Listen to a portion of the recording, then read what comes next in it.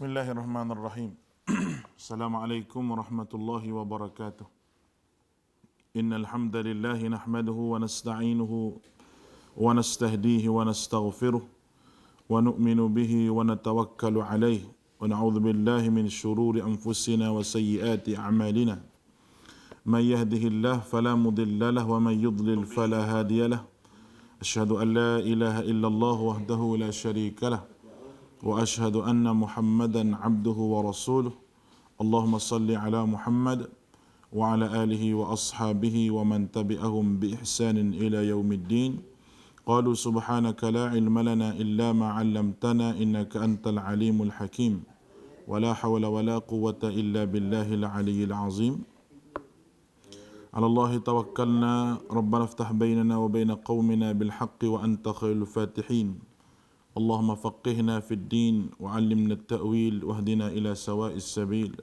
اللهم ارفع عنا البلاء والوباء والربا والزنا وسوء الفتن ما ظهر منها وما بطن. بسم الله الذي لا يضر مع اسمه شيء في الأرض ولا في السماء وهو السميع العليم. Alhamdulillah, bersyukur pada Allah Subhanahu wa taala dengan limpah kurnia nikmat daripada Allah kita dapat bersama-sama lagi pada pagi ini. Dan kita doakan mudah-mudahan Allah Subhanahu wa taala memberkati kita dan Allah Subhanahu wa taala memberi peluang kepada kita untuk sama-sama kita duduk untuk mendengar sepatah kata untuk dijadikan pedoman untuk kita semua. Dan tuan dirahmati oleh Allah Subhanahu wa taala, pada pagi ini kita masih lagi menyebut berkenaan dengan prinsip yang ke-8 dalam usul bid'ah ini. Prinsip yang ke-8 dalam usul bid'ah ini iaitu ucapan dan amalan tuan guru ataupun syekh ataupun siapa sahaja bukan hujah kepada syarak. Itu prinsip yang ke-8.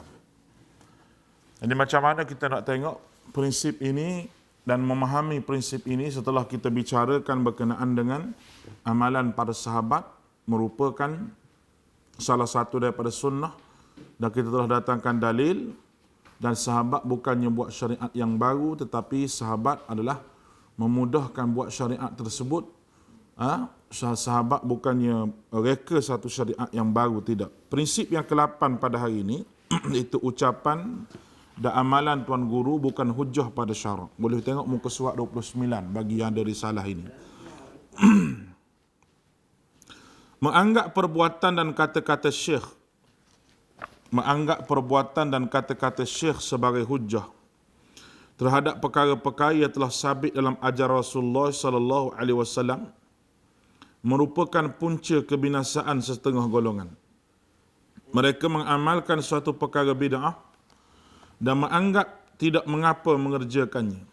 Jika ada orang yang menegur perbuatan tersebut supaya tinggalkan dan kembali kepada sunnah Nabi SAW, maka mereka mengatakan ini adalah sunnah, juga bukan bid'ah, kerana beralasan syekh dan orang alim mengamalkannya.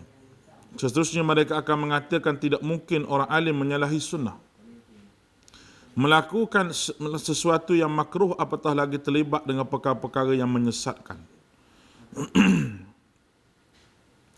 Dengan ini, amalan dan ucapan tuan guru menjadi setaraf dengan apa yang sabit berdasarkan nas syarak. Pada prinsipnya, tugas syekh ataupun tuan guru adalah membimbing masyarakat untuk memahami hukum syarak berdasar kepada Al-Quran dan Sunnah. Seseorang itu tidak boleh meletakkan kedudukan syekh sehingga melebihi kedudukan Allah dan Rasul. Firman Allah Ta'ala, "Ma kana li basharin أن يؤتيه الله الكتاب والحكم والنبوة ثم يقولون للناس كونوا عبادا لي من دون الله ولكن كونوا ربانيين بما كنتم تعلمون الكتاب وبما كنتم تدرسون." Surah Ali Imran ayat 79. Tidak patut bagi seorang manusia yang Allah berikan kepadanya kitab agama dan hikmah serta pangkat Nabi, kemudian dia tergamuk mengatakan kepada orang ramai, "Hendaklah kamu mengikut jalan-jalan orang yang menyembahku. Hendaklah kamu menjadi orang-orang yang menyembahku dan meninggalkan perbuatan menyembah Allah." Tetapi sepatutnya dia berkata, hendaklah kamu menjadi orang-orang rabbaniyin, iaitu orang yang menyembah Allah Subhanahu Wa Taala dengan ilmu yang sempurna, kerana kamu sentiasa mengajarkan isi kitab Allah itu dan kerana kamu selalu mempelajarinya. Firman Allah Ta'ala lagi, ya ayyuhalladzina amanu la tuqaddimu baina yadayillahi wa rasulih wattaqullaha innallaha sami'un alim. Wahai orang-orang yang beriman, janganlah kamu mandai-mandai melakukan perkara sebelum mendapat hukum kebenaran daripada Allah dan Rasul. Dan bertakwalah kamu kepada Allah. Sesungguhnya Allah Ta'ala mendengar lagi amat mengetahui. Al-Hujurat ayat yang pertama. Walaupun tuan guru tidak memerintahkan supaya dirinya disembah, tetapi menganggap apa sahaja dikeluarkan daripada ucapan dan amalan Tok Guru sebagai suatu mendekatkan diri kepada Allah, bererti meletakkan guru setaraf dengan sekutu bagi Allah. Firman Allah, alla am lahum syuraka isyra'u lahum min ad-din ma lam ya'zam bihi Allah walaula kalimatul fasl laqudiya bainahum wa innaz zalimina lahum adzabun alim. Yang bermaksud, patutkah mereka mempunyai sekutu yang menentukan mana-mana bahagian dari agama mereka sebarang undang-undang yang tidak diizinkan Allah? Dan kalaulah kerana kalimah, tidak kerana kalimah ketetapan yang menjadi pemutus, yakni dari Allah untuk menangguhkan hukuman sehingga satu masa tertentu, tentulah ditangguhkan azab serta-merta kepada mereka yang berbuat demikian. Sesungguhnya orang-orang zalim itu akan beroleh azab siksa tidak terperi sakitnya. Surah Asy-Syura ayat 21. Firman Allah Ta'ala lagi, ittakhadhu ahbarahum wa ruhbanahum arbaban min dunillah wal masih ibn Maryam wa ma umiru illa liya'budu ilahan wahida la ilaha illahu subhanahu wa amma yusyrikun. Mereka menjadikan pendeta-pendeta ahli agama mereka sebagai Tuhan selain daripada Allah, dan juga mereka mempertuhankan Al-Masih ibn Maryam, itu Isa, dan pada mereka telah diperintahkan dan padahal mereka tidak diperintahkan malaikat untuk menyembah Allah yang Esa. Tiada Tuhan yang berhak disembah melainkan Dia. Maha suci Allah daripada apa yang mereka sekutukan. Surah Taubah ayat 31. Baik. Kalau kita tengok di sini bahawa amalan Tuan Guru ini bukannya hujah selagi mana amalan tersebut tidak didatangkan dengan dalil yang sahih daripada Quran dan hadis Nabi SAW. Kerana kebanyakan dari kepada kita menjadikan Tuan Guru itu sebagai dalil kepada betul ataupun tidak syarak itu. Memang kita kena ikut ulama, tetapi ulama yang warasatul anbiya. Nabi tidak meninggalkan harta kepada kita, lam yuwarithu dinar wala dirham, tidak mewariskan kepada kita apa-apa yang disebut sebagai harta, tetapi disebut kepada kita al-ulama warasatul anbiya. Ulama merupakan pewaris bagi Nabi. Pewaris maknanya ilmu yang diajar oleh Nabi kepada para sahabat ajar kepada tabi'in. Tabi'in sapalah kepada kita, nak sapa pada kita ni berapa tabi', berapa lapisan. Tetapi ilmu tersebut masih asli. Dengan ulama-ulama kita meletakkan kaedah. Ada ilmu mustalah hadis, menentukan hadis tersebut. Ada ilmu rijal, menentukan perawi hadis tersebut. Ada ilmu riwayah dan dirayah. Semua itu ilmu bagi menentukan kesahihan agama yang datang daripada dulu sampailah kepada sekarang. Yang mana kita boleh lihat hadis itu sahih ataupun dhaif dan sebagainya. Kalau orang kata kita ni tak pakai ulama, kita pakai hadis Nabi, kita kata kita nak tahu macam mana hadis itu sahih kalau tidak ulama. Sebab Nabi bukannya baca hadis, Nabi kata sahih, dhaif, bukan daripada Nabi. Tapi daripada para alim ulama yang mana mereka menjaga perkataan Nabi SAW. Mereka ambil daripada guru mereka, ambil daripada guru mereka sampai pada tabi'in dan sampai pada sahabat. Kalau putus setakat tabi'in, kemudian tabi'in itu meriwayat daripada Nabi, tak ada nama sahabat di situ, dia panggil mursal. Mursal ada dua. Yang putus di situ tak boleh jadi hujah, tapi ada mursal sahabi, iaitu sahabat tidak meriwayatkan daripada Nabi, tetapi dia meriwayatkan daripada sahabat yang lain tanpa menyebut nama sahabat hak dia riwayat, tapi dia juga sahabat.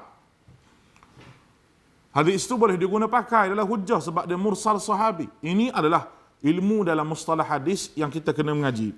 Tetapi apa yang saya nak sebut di sini, apabila dijadikan agama itu, tuan guru itu sebagai hujah dalam agama, dan tuan guru itu menyebabkan dia itu orang puja dia, orang melebihkan perkataan dia berbanding perkataan Allah dan Rasul. Ini bahayanya. Sebab itu apabila pendapat orang lain, saya tak tahulah, saya sendiri. Apabila orang kata ustaz tak pergi tahlil ke, tak pergi tahlil kematian apa, kalau orang kampung ngajak ke waris siapa ke, kita kata lebih baik kita tak pergi. Yang pertama sekali orang kata kita ni ustaz. Ustaz, bila ustaz pergi, membenarkan benda tersebut. Bila ustaz buat, benda tu tidak sunnah Nabi SAW, orang akan berhujah dengan kita. Tiba-tiba mari seorang yang bercakap betul, ustaz juga dia. Dia kata tak boleh benda ni, benda yang tidak diajar oleh Nabi SAW, Nabi tak buat benda ni, dia sebut begitu. Dia sebut tu betul dah. Tapi orang kampung tu jadi hujah kita ni. Orang kampung kata ustaz tu pergi. Saya nampak Ustaz Khairul okey je pergi je. Itu hujah. Orang menyandarkan hujah itu kepada kita. Sebab kita ni orang agama, kita ni ustaz. Jadi susah. Sanggupkah kita pergi itu untuk semata-mata nak jaga hati orang, sedangkan orang tu berhujah kepada kita? Kalau saya tak sanggup. Daripada awal lagi kita kata, baiklah kita kata kita sakit perut ke, baiklah kita kata kita ada kerja ke, baiklah ada, minta maaf lah, saya ni tahlil-tahlil ni tak minat sangat. Pakai betul terang gitu. Sebut dengan baik. Bukan kita marah ke dia, tidak. Sebut dengan baik, saya ni sakit perut, tak boleh pergi malam ni. Tak apa. Kita lari dulu lagi. Kita tipu dia, tipu tu, tapi kita nak cari helah. Macam mana tidak mahu orang tu berhujah dengan kita. Cuba bayangkan kalau seorang tu digelar sebagai tok syekh ke, tok guru ke, dia sebut benda-benda yang bukan daripada sunnah Nabi SAW. Dan dia ada pengikut. Dan orang Melayu kita ni, tok guru nombor 1.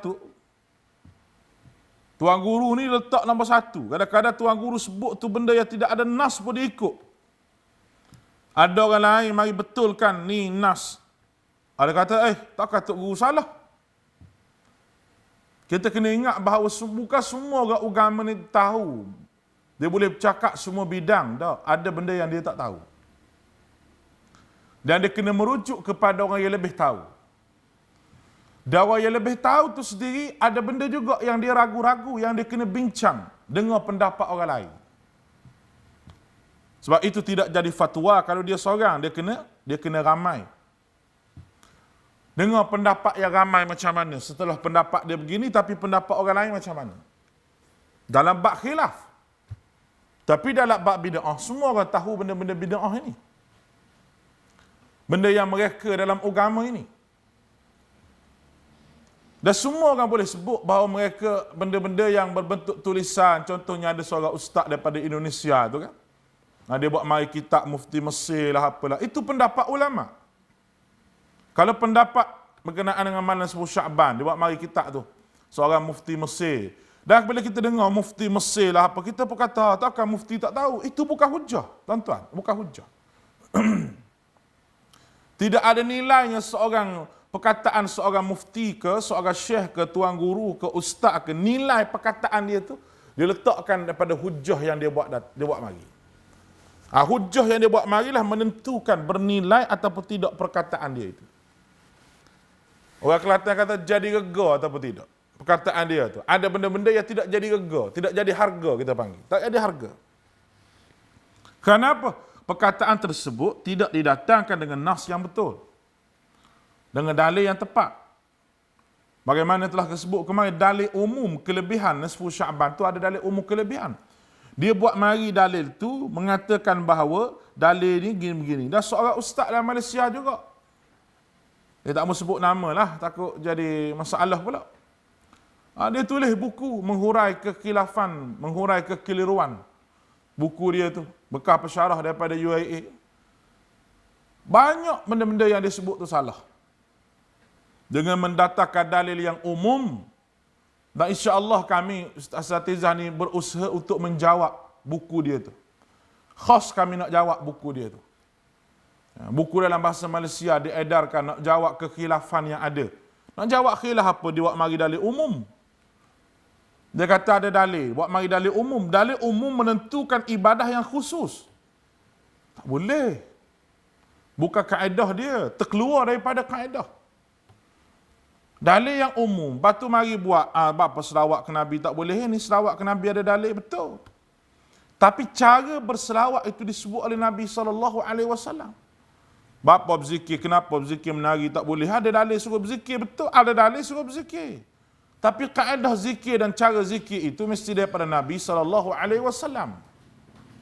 Jadi kita kena jawab benda ni. Sebab berlegar di kalangan masyarakat. Berlegar di kalangan masyarakat.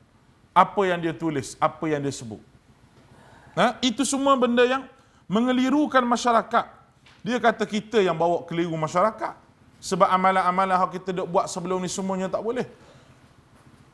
Amalan yang kita buat sebelum daripada ni yang tidak adalah sunnah Nabi.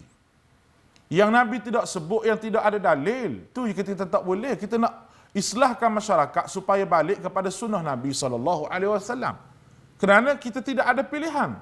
Jikalau amalan kita itu disebut oleh Tuan Guru dan amalan kita ini, amalan yang kita datangkan ini dalil dengan hujah Nabi, kita kena ambil hak Nabi, kita kena buang untuk guru kita. Sayang macam mana pun kita pada dia. Hebat macam mana pun dia dengan kita, kita kena buang apa yang disebut oleh Tok Guru kita, kita kena pakai hak Nabi SAW. Itu yang lebih utama. Baik. Kita minum air dulu.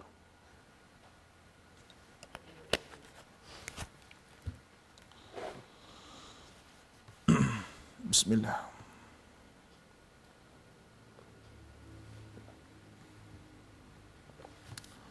Oleh kerana itu, daripada ayat yang kita bacakan, 2, 3, 4 ayat tadi kita baca, bahawa hijrah ahli kitab, orang alim di kalangan ahli kitab, mereka yang mengubah agama ini. Mengubah agama mereka. Mereka ambil hak dia suka, mereka tinggalkan yang dia tak suka. Dan mereka membawa kaum mereka itu kepada benda yang tidak betul dengan hawa nafsu mereka. Dalam ayat yang lain disebut ishtarau bi ayatillahi thamanan qalila. Mereka sanggup menjual agama Allah Subhanahu Wa Taala dengan harga dunia yang sedikit. Jadi tak boleh benda tu, tak boleh. Masyarakat kena buat ikut sunnah Nabi, bukan masyarakat kena buat ikut adat yang selalu kita buat. Tidak, tu salah. Kalau gitu ustaz, kita bergaduh dengan orang, nak bergaduh tak mau bergaduh tu soal nombor 2. Tu soal kita menguruskan benda tu.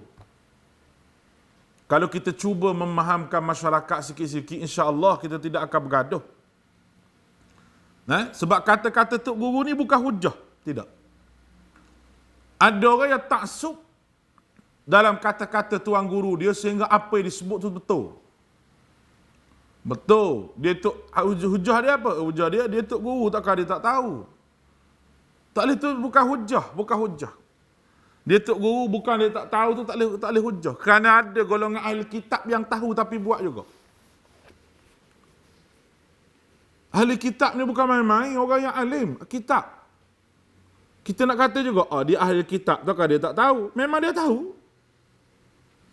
Kenabian Nabi SAW tu memang dia tahu. Siapa Nabi SAW juga dia tahu. Tapi sebab apa dia lawan juga Nabi SAW? Sebab apa? Tidaklah lain, bukan kerana baghyan bainahum, kerana kedengkian yang ada pada mereka itu sendiri. Baik, kita tengok hadis. Ayat ini menunjukkan, ayat yang kita baca semua tadi menunjukkan bahawa kesesatan mereka berpunca daripada sikap mereka mematuhi ajaran pendeta-pendeta dan ahli-ahli agama secara membabi buta. Orang alim itu menyuruh maksiat dan mengharamkan yang halal.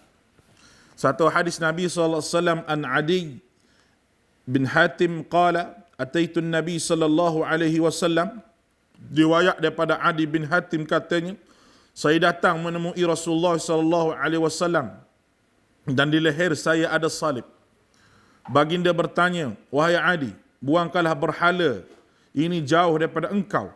Dan saya mendengar baginda membaca ayat suratul Baqarah yang maksudnya suratul Baqarah ittakhadhu ahbarahum wa ruhbanahum arbaban min dunillah Maksudnya mereka menjadikan pendeta-pendeta dan ahli-ahli agama sebagai Tuhan selain daripada Allah. Baginda bersabda, mereka itu tidak menyembah pendeta-pendeta dan ahli agama mereka, tetapi mereka apabila dihalalkan kepada mereka, mereka menganggap halal yang halal, dan apabila diharamkan sesuatu ke atas mereka, mereka menganggapnya haram. Hadis Tirmizi. Hadis ini cukup memberi peringatan yang keras terhadap orang yang selalu menurut apa sahaja dianjurkan oleh Tok Guru tanpa melihat kepada dalil dan hujah mereka. Syekh hanya sebagai penyampai agama, bukan mereka perkara yang dikatakan oleh orang ramai ini termasuk dalam tujuan agama. Sebab itu Allah Ta'ala sebut dalam surah Al-A'raf ayat ketiga, ittabi'u ma unzila ilaikum min rabbikum wa la tattabi' min dunihi awliya qalilan ma tadhakkarun. Katakanlah kepada mereka, wahai Muhammad, turutilah apa yang diturunkan kepada Allah, kepada kamu daripada Tuhan kamu, dan jangan kamu menurut pemimpin-pemimpin yang lain daripada Allah, tetapi sayang amat sedikit golongan kamu yang mengambil pengajaran. Jelas kepada kita. Ayat Quran pun kita buat mari, hadis pun buat mari. Bahawa Allah Nabi SAW disuruh oleh Allah Subhanahu Wa Taala katakan kepada mereka ahli kitab, turut apa yang Allah Ta'ala telah wahyukan kepada kamu. Nak turut wahyu Allah ni, Nabi yang menghuraikan wahyu Allah, kita kena ikut Nabi, satu hal. Bila Nabi yang menghuraikan wahyu Allah Subhanahu Wa Ta'ala, dan kita kena ikut Nabi SAW dalam pekerjaan kita seharian, tiba-tiba kita tak ikut Nabi kita ikut Tok Guru kita. Yang Tok Guru kita tu reka agama, tapi kita ikut hak reka agama, kita buang hak Nabi SAW. Bererti kita telah taksub kepada dia dan kita ikut. Allah Ta'ala sebut juga dalam surah Yasin, ittabi'u man la yas'alukum ajran wa hum muhtadun. Kamu ikutlah orang yang tidak, ikutilah mereka yang tidak ambil kesempatan daripada kamu ikut tu. Dia tak ambil apa-apa. Tok Guru ni dia tak nak apa-apa pun, dia nak suruh ikut dia. Wahum muhtadun, dan mereka diberi hidayah. Itu mereka berada pada jalan Al-Quran dan Sunnah Nabi. Itu cara untuk kita ikut. Cara untuk kita ittiba' dia panggil. Kita duduk baca lalu surah Yasin ni. Malah kemarin dulu ni baca 3 kali surah Yasin. Hak sungguh baca Yasin. Nah, padahal tak ada Nabi suruh baca 3-4 kali pun. Ada amalan khusus sebagaimana kita sebut tu. Duk baca ittabi'u man la yas'alukum ajran wa hum muhtadun tu, faham ataupun tidak tak tahu. Tok Guru tu tidak mahu apa, dia tak mahu apa satu pun, dia tidak mahu apa perkara pun daripada kita. Dia nak suruh kita ikut sunnah Nabi SAW, bukan ikut dia. Ada juga setengah daripada orang yang mana cari pengaruh, cari pengikut. Bila cari dia ramai pengikut, senang nak jual barang dia laku. Barang dia tu laku sebab apa? Sebab semua benda boleh jual. Kalau ustaz jual barang dia laku. Apatah lagi bila jual kismis doa, koko doa, macam-macam. Jual macam-macam. Ni campuran ni ru'yah situ, air ni ru'yah situ, madu ni ru'yah makna apa? Baca ayat. Oh, kalau ustaz ni baca ayat banyak orang beli. Nak banding dengan tu imam kampung, nak banding dengan orang lain. Itu semua menunggang agama. Dan saya nak sebut pada tuan-tuan, kita dulu pernah buat benda-benda begini, tapi kita bertaubat Allah Subhanahu Wa Taala. Saya nak sebut terang-terang. Sebab taubat ni summa tabu wa aslahu wa bayyanu, kena islah dan kena beri penerangan. Masa tu kita pun ada produk kita juga. Menggunakan nama sunnah, tapi alhamdulillah hidup hati tak senang. Sebab apa? Sebab kita mengaji sunnah Nabi. Tak boleh buat benda-benda begini. Walaupun ada illah, kita panggil. Walaupun ada illah begitu, begini, dah. Semua itu tidak menyenangkan hati kita. Bila kita tinggal situ, tuan-tuan bayarlah menega sehari ni. Kalau dekat mengajar, dekat kuliah, 600-700 sehari itu boleh.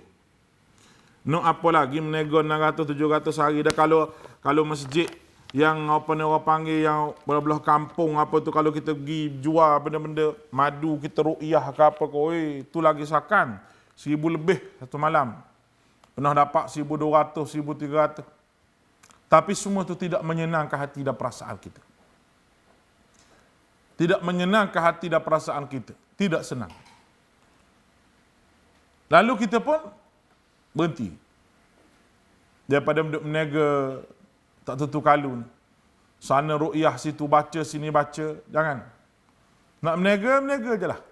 Jangan gunakan baca ayat tu, jangan gunakan baca ayat ni.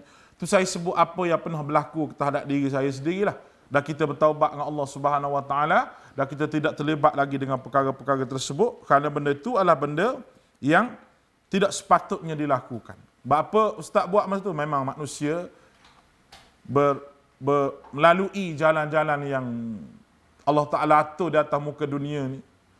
Allah Ta'ala beri kita pilihan. Mungkin pada masa tu kita pilih jalan yang salah. Kita tak nampak lagi cahaya sunnah Nabi tu macam mana. Tetapi apabila kita baca lagi, kita kaji lagi, saya tanya lebih kurang dalam belah-belah orang. Bukan seorang, semua daripada berbagai sudut pandangan. Daripada sudut aliran yang mengaji hak Madi Yaman pun saya tanya, mengaji Syekh hak mengajar Madinah pun kita tanya, hak balik Pakistan pun kita tanya semua. Tuan guru yang hebat-hebat yang saya tak usah sebut nama lah. Jadi pandangan mereka tu kita nilai dan kita fikir. Bila kita nilai, kita fikir, kita kata tak boleh duduk begini, tak boleh. Salah. Termasuk dalam perkara-perkara yang menunggang agama. Tu saya nak sebut pada tuan-tuan secara ringkas lah. Tu pengalaman kita. Baik. Jadi, oleh itu, Imam Abu Hanifah berkata, tidak halal sesiapa yang berpegang dengan pendapat kami selagi dia tidak mengetahui puncanya dari Al-Quran dan Sunnah Ijma' ataupun Qiyas. Itu kata Imam Abu Hanifah. Ini bermakna setiap orang perlu mengetahui dalil dalam perkara yang dilakukan bukan semata-mata menurut sahaja. Ini dia.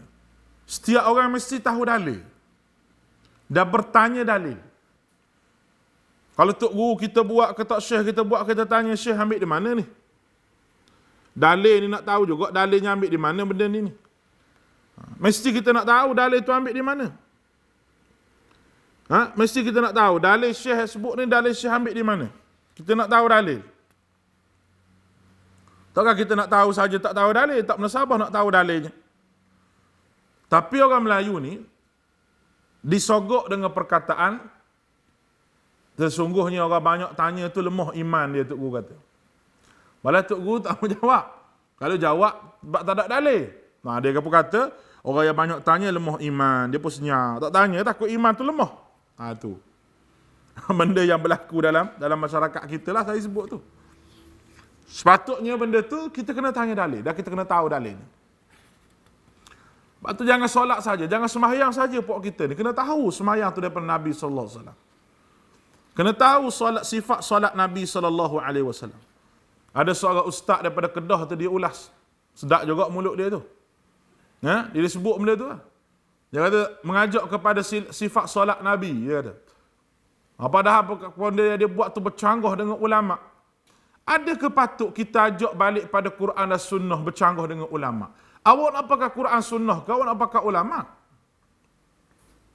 Tak reti bercakap, dia tak reti bercakap. Menuduh dengan tuduhan-tuduhan yang agak-agak ekstrim. Tuduh ulama-ulama sebagai orang panggil orang yang tidak betul, yang sesat dan sebagainya. Menuduh ulama-ulama yang diiktiraf oleh orang ramai. Kitab dia orang mengaji, menjadi rujukan di universiti sebagai orang yang tak betul. Kalau tak betul, kena datangkan hujah, rad balik bahawa benda tu tak betul. Itu biasa. Sebab itu, kitab Ihya Ulumuddin Al-Imam Ghazali, ada orang yang menulis balik mentahqiqkan kitab Ihya tersebut.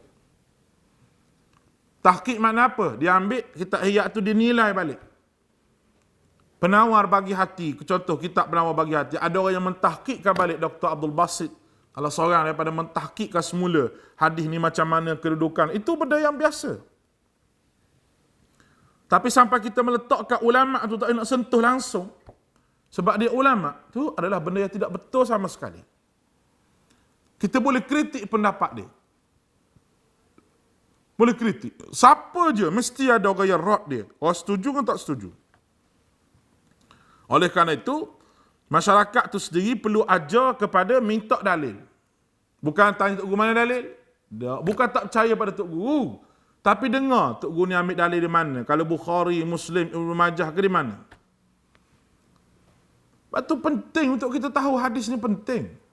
Berapa lama dah kita hidup dalam keadaan ikut saya tapi tak tahu. Ikut saya tapi tidak tahu. Paling kurang kita tahu ni adalah Bukhari, dalam Muslim. Kalau kita rasa ragu-ragu, kita boleh tanya Tuan Guru tu. Kalau kita rasa ragu-ragu. Ni amalan Tok Guru dalam mimpi diambil menjadi hujah nak banding yang Nabi ajar. Kan pelik tu. Nabi ajar solusi penyelesaian kepada satu masalah ni Nabi ajarnya begini. Kita pergi ambil hak Tok Guru kita. Dan Tok Guru kita dapat daripada mana? Dapat daripada mimpi. Macam saya sebut tadilah. Selawat. Nabi dah ajar dah cara berselawat. Hari Jumaat ni kita selawat pada Nabi Allahumma salli ala Muhammad. Cara selawat tu Nabi ajar dah macam mana. Tapi kita dah ambil cara Tok Guru kita tak pakai cara Nabi. Tok Guru kita ambil daripada mana? Ambil dalam mimpi. Ketika mana dia bermimpi bertemu dengan Rasulullah sallallahu alaihi wasallam. Dia ajar selawat tu. Selawat yang Nabi ajar kepada dia tu, kenapa Nabi tak ajar pada sahabat? Adakah Tok Guru dia tu lebih pada sahabat? Kena tanya begitu. Adakah Tuan Guru yang dia tu lebih pada sahabat sehingga dia ajar kepada Tuan Guru dia nak banding ajar pada sahabat Nabi sallallahu alaihi wasallam. Sedangkan ibadah itu dan agama itu telah diajar kepada para sahabat. Jelas dan terang kita sebut benda-benda begini terang. Tak boleh fikir sendiri. Kita baca dah dulu pada usul yang kedua, yang ketiga bahawa agama ni sempurna. Kalau kita nak tambah amalan Tok Guru berdasar pada mimpi, kita nak buang mana ayat al-yauma akmaltu lakum dinakum wa atmamtu alaikum. Hari ini aku sempurnakan amalan kamu dan aku persiapkan amalan kamu ini. Kita nak buang mana benda tu? Sebab tu ibadah ni bukan mistik. Ibadah ni bukan gurauan. Ibadah ni benda yang diajar oleh Nabi SAW. 4-5 kali saya tekan bahawa ibadah ini benda diajar oleh Rasulullah SAW. Bukan benda main-main. Kita pergi buang apa yang Nabi ajar, kita ambil Tok Guru kita dengan alasan Tok Guru kita ni karamah. Sebab ada keramat. Tok Guru kita ni wali Allah Ta'ala. Kita kata Tok Guru kita ni wali, Tok Guru kita ni keramat. Kita pergi buang apa yang Nabi ajar kepada kita. Ini perkara yang sangat membingungkan keadaan. Benda yang tidak betul begitu. Selawat yang diajar kepada kita itu bukan daripada sunnah Nabi. Kita amat tu amat daripada amat Nabi. Sebab tu Dr. Sukhadawi sebut dah bahawa kalau kita dihinggap dengan satu bid'ah, satu sunnah akan terkeluar daripada tubuh kita. Dihinggap dengan satu bid'ah, satu sunnah akan keluar. Memang begitu, memang begitulah keadaannya. Mana-mana tempat pun. Buat bid'ah, buat benda yang Nabi tak ajar dengan sendirinya, benda yang Nabi ajar itu lari daripada kita. Bila kita hidup dalam keadaan yang diajar oleh Nabi itu lari, lama-lama dia lari, lama-lama dia lari. Lama-lama apa yang kita duk buat tu semua benda yang tidak mari daripada sunnah Nabi SAW. Semua daripada anggapan dan Tuan Guru kita sahaja. Baik, kita baca sikit lagi.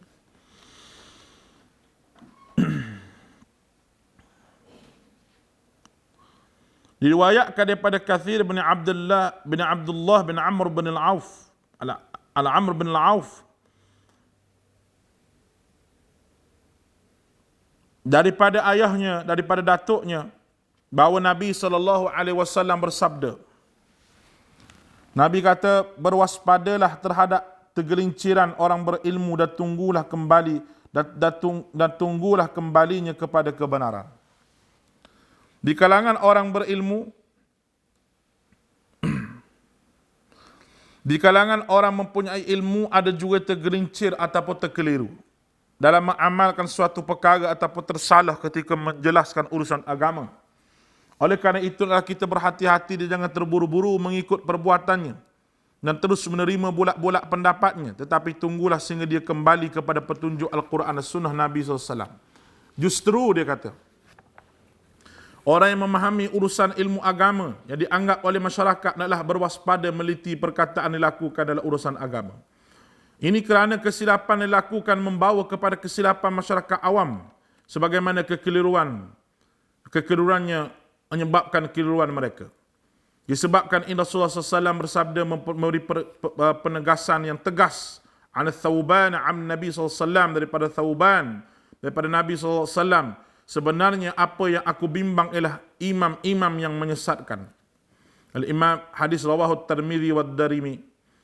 Ketika menghuraikan hadis ini, Al-Mubarakfuri berkata, iaitu mereka yang menyeru kepada bid'ah dan kefasikan serta kekejian. Ini boleh buka Tuhfatul Ahwadhi, jilid yang ke-6, halaman yang ke-483.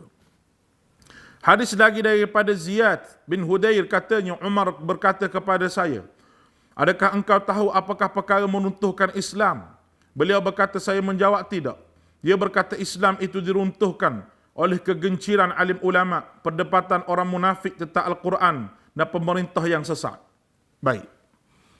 Kita tengok di sini bagaimana ketinggian dan keagungan Islam itu lenyap kerana kegelinciran orang alim yang cuai terhadap sunnah Rasul. Orang munafik yang suka berdebat dengan menyatakan sunnah tetapi sebenarnya mempunyai bid'ah. Dan imam-imam yang membuat keputusan atau pemimpin atau merintah mengikut hawa nafsu.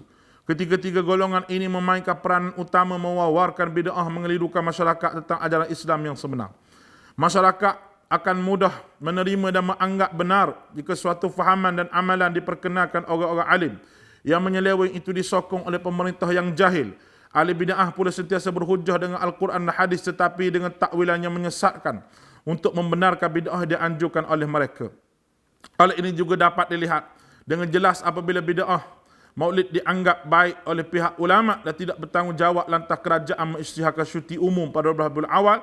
Kononnya hari itu adalah kelahiran Nabi SAW. Sepatutnya diperbesarkan. Selain itu diadakan pula dengan beberapa acara yang tidak ada kena-mengena dengan tuntutan agama seperti perarakan sambil bernasyid berselawat di sekeliling bandar. Lebay-lebay kampung pun menyeru orang ramai supaya mengadakan jamuan maulid ketika ini mendatangkan pahala yang besar kerana mengingkati Rasulullah SAW. Dan mereka sendiri tidak mengadakan jamuan untuk masyarakat. Apa yang penting kepada mereka adalah Rabiul Awal untuk rezeki yang luas dan terbuka.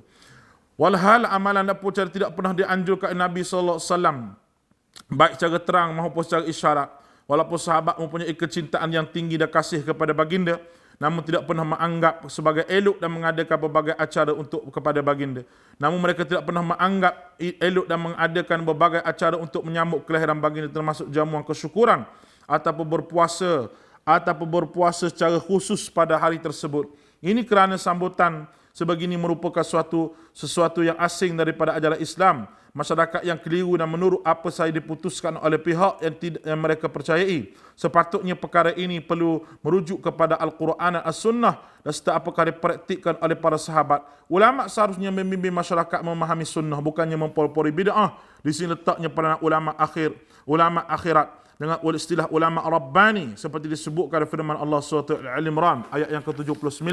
Dalam hal ini Allah Subhanahu wa taala mengingatkan kita tentang gejala yang pernah berlaku di kalangan ahli kitab supaya mengelakkan diri daripada turut sama terbabit.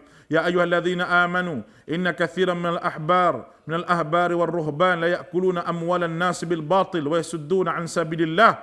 Wahai orang-orang yang beriman, sesungguhnya banyak di antara pendeta-pendeta dan ahli-ahli agama Yahudi dan Nasara memakan harta orang ramai dengan cara yang salah, maka mereka menyalahi manusia di jalan agama. Surah At-Taubah ayat 34. Baik. Di sinilah yang kita sebut sebagai rosaknya masyarakat kita dengan sebab 3 perkara tadi. Iaitu ulama yang tidak betul mereka di atas nas dan sunnah. Kemudian mereka orang awam yang mengikut ulama yang menyokong dengan penuh ketaksuban. Dan pemerintah yang jahil yang menyokong ulama tersebut. La haula wa la quwata illa billah. Apa yang disebut oleh Nabi itu berlaku di zaman kita.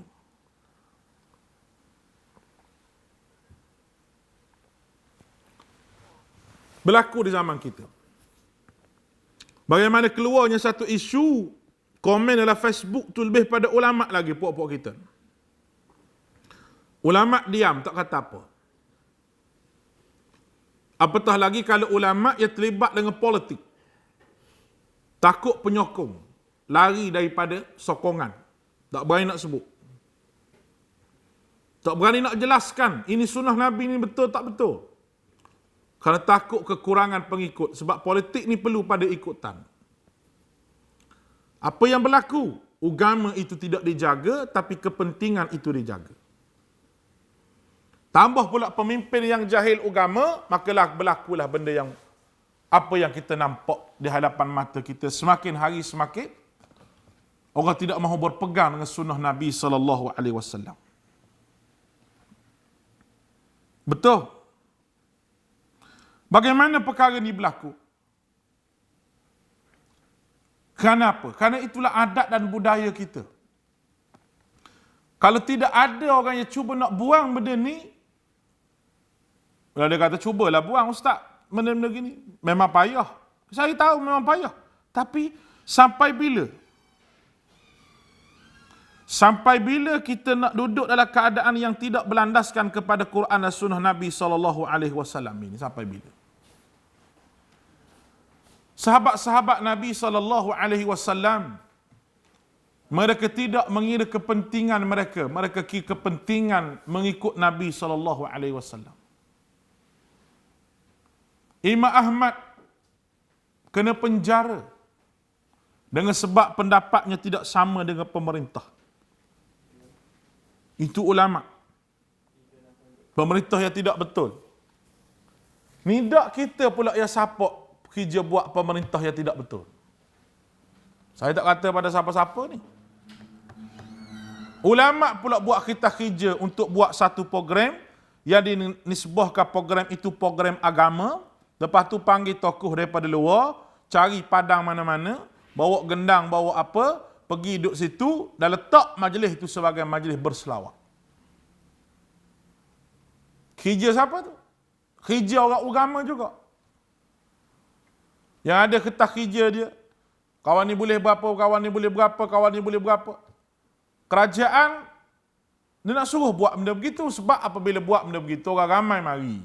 Bila orang ramai mari, kerajaan pun boleh mari berucap. Dah kena letak logo situ. Anjuran siapa-siapa, anjuran kerajaan. Kalau datuk-datuk mana, kalau Tan Sri mana. Duduk dalam tu, orang pun ambil gambar. Orang kata, dia ni pun sayang ke Nabi juga ni. Dia nak pada pengikut. Itu orang politik. Itu orang politik. Agama dia tidak begitu. Agama bukan cari makan kat tu, tidak. Agama ini mesti kita pelihara.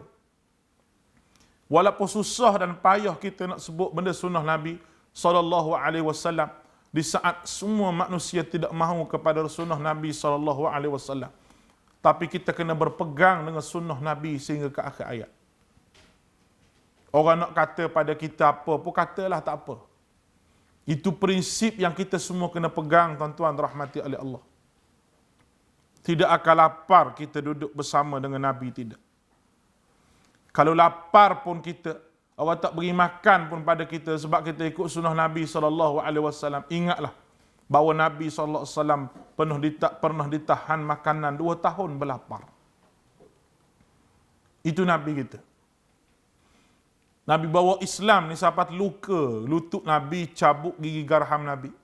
Lempar ke orang, kena baling dengan anak batu dan sebagainya.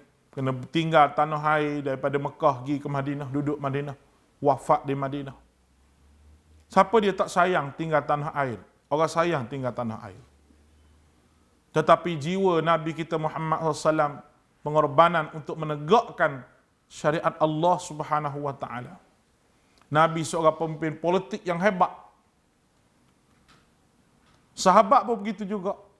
Mereka sanggup apa saja bersama dengan Nabi. Oleh kerana dalam diri mereka itu ada satu benda yang kita sebut sebagai benda yang kita Allah Ta'ala campur kepada dia. Benda yang kita sebut sebagai istiqamah. Setelah daripada dia ikut ajaran sunnah Nabi SAW. Apa perlunya orang puja kita? Apa perlunya kita dipuja oleh orang jikalau kita buat benda yang menyalahi sunnah Nabi? Apa perlunya? Orang puja kita, hebatnya kita, tapi kita buat benda yang salah dengan sunnah Nabi SAW. Apa sebenarnya kita nak di atas muka dunia? Saya serulah kepada ustaz, kepada tok guru, kepada tok alim di luar sana, supaya sama-samalah kita mengislahkan masyarakat ikut sunnah Nabi. Sesungguhnya tak lapar kita hidup dalam sunnah Nabi. Tak lapar. Kalau semua pakat fikir nak hidup sunnah Nabi SAW, buang kepentingan peribadi yang ada di tubuh masing-masing. Memang hidup kita perlu makanan. Hidup kita perlu kepada makanan, perlu pada harta.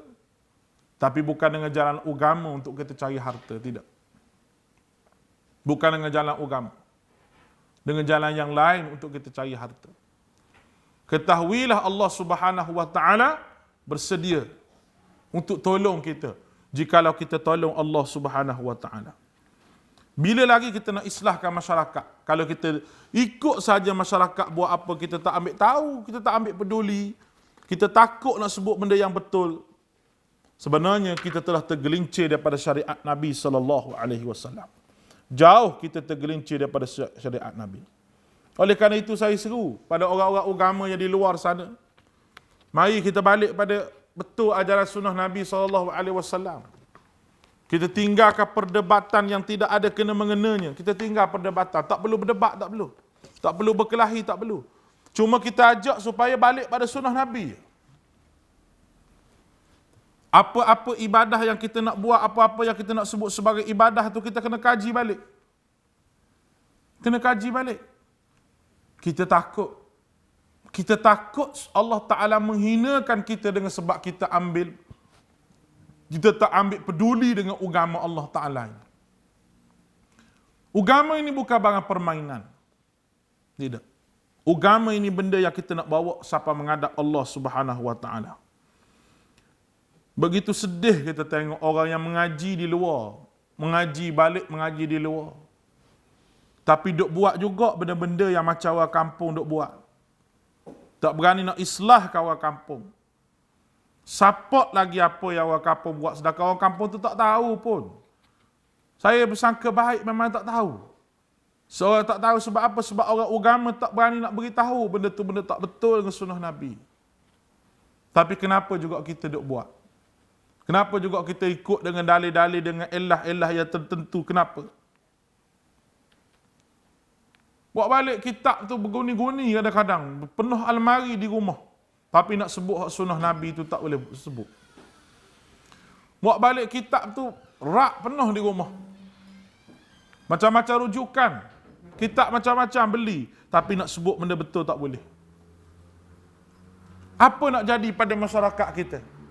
Sedangkan Allah Ta'ala sebut tujuan kita mengaji semua, para asatizah sekalian, tujuan kita mengaji, falawla nafara min kulli firqatin minhum ta'ifatul liyatafaqahu fid din wa liyunziru qaumahum idza raja'u ilaihim.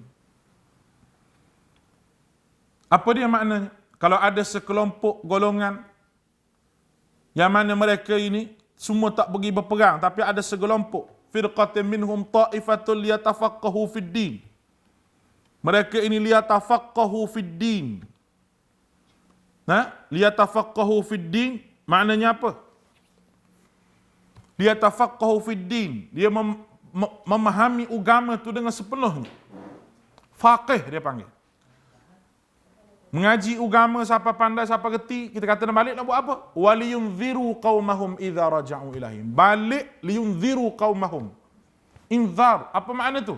Beri peringatan pada kaum dia, pada orang kampung dia, pada masyarakat kita panggil. Yang ni boleh, yang ni sunnah, yang ni bid'ah. Yang ni Nabi buat, yang ni Nabi tak buat. Itu makna liyunziru qaumahum. Balik, inzarkan kepada kaum dia. Setelah balik, mudah-mudahan dia mendapat peringatan. Itu dia disebut oleh Nabi kita Muhammad. Itu disebut oleh Allah Subhanahu Wa Taala sendiri. Tujuan belajar agama ni adalah liyunziru qaumahum idza raja'u ilaihim. Tapi tak jadi begitu orang kita ni. Balik Mesir ke balik mana? Balik Malaysia ikut orang kampung aman. Bukan ikut Nabi SAW. Orang kampung nak tupang kita, nak belajar agama kita pergi ikut dia. Tak boleh ustaz, dia kata kalau tak ikut kita ni, letih sikit, nak bergaduh. Bukan kita nak suruh bergaduh. Kita tak payah sebut hak dia buat tak betul, kita sebut hak betul saja. Orang ni kita sebut yang betul. Yang betulnya kalau ada mati buat begini. Yang betulnya begini. Yang betulnya begini. Dia akan tanya, dah saya buat ni macam mana? Awak buat tu tak ada dalil. Hak saya sebut ni ada dalil. Bukan nak suruh bergaduh dengan orang kampung. Kadang-kadang ustaz balik tu sebut begitu dah. Ada ustaz yang lain pula. Orang agama yang lain. Yang cari makan. Bukan nak cari redha Allah Ta'ala. Cari makan. Kau tu dia duk jual belaka tu. Yang tu baca, yang ni ru'yah madu, ru'yah kismih, ru'yah. Awak kalau orang kampung baca Quran, hak sama ustaz baca tu tak jadi harga benda tu. Harganya duduk pada mana? Kalau madu itu dibaca dengan ayat Quran. Ayat Quran yang berharga ke bacaan ustaz tu yang berharga? Ustaz tu manusia juga, kita manusia. Al-Quran tu yang berharga. Awak kalau Quran ustaz tu baca jadi berkat, kita tak jadi berkat. Berkat tu pada duduk pada tubuh ke duduk pada ayat Quran? Kalau duduk pada ayat Quran, kita beli madu biasa, kita baca sendiri pun berkat. Tak tunggu ustaz tu baca. Kalau tak percaya, tuan-tuan nak suruh dia baca juga, tuan-tuan beli madu sendiri, suruh dia baca. Dia tak akan baca. Apa? Tak laku madu dia ni. Sebab dia jual juga. Semua bentuk benda-benda yang telah diru'yah ini adalah dibuat oleh penunggang agama. Bukan daripada hadis Nabi SAW. Sebab kita boleh baca sendiri. Quran tu boleh kita baca sendiri. Ni sampai dia jual sebekah air, harga RM2 jadi RM10 sebab baca. Awak kita tak boleh beli air mineral sendiri. Kita buat sembahyang hajat baca sendiri. Kita boleh buat. Kenapa tak buat? Nak bergantung dengan orang. Agama ni nak bergantung dengan keberkatan ustaz. Sebab tu daripada awal lagi saya sebut, diri manusia tidak ada berkat. Allah yang maha berkat, dan Allah Ta'ala menentukan keberkatan pada satu tempat, dan Allah Ta'ala menentukan amalan di tempat yang berkat tersebut. Semua ditentukan oleh Allah Ta'ala. Benda beginilah yang perlu kita masuk dalam pemikiran kita, supaya kita menjadi seorang yang hidup dalam keadaan nak sunnah Nabi SAW. Baik, ada soalan di sini? Tak ada soalan. Jadi insya-Allah kita sambung lagi prinsip yang ke-9 esok insya-Allah, iaitu tersebarnya satu bentuk ibadah tidak menunjukkan keharusan melainkan ada dalil. Hari ini kita bincang bab berkenaan dengan guru itu bukannya dalil. Esok kita bincang bagaimana dengan amalan orang ramai-ramai ini bolehkah menjadi dalil. Itu perbincangan yang biasa kita sebut, dan insya-Allah perbincangan ini agak panjang sikit bersama-sama dengan beberapa dalil. Dan kita prinsip yang ke-10 adalah ada suatu perkara yang berlegar di antara sunnah. Apabila suatu perkara berlegar di antara sunnah dan bid'ah, yang mana yang perlu kita utamakan. Semua itu benda-benda yang patut kita pelajari dalam usul bid'ah ini, supaya kita tidak termasuk dalam perkara-perkara yang dilarang oleh Nabi kita Muhammad SAW. Mudah-mudahan kita dirahmati Allah Subhanahu wa taala. Kita bertemu lagi. Aqulu qawli hadza wa astaghfirullahal azim li wa lakum. وأفوض أمري إلى الله إن الله بصير بالعباد. السلام عليكم ورحمة الله وبركاته.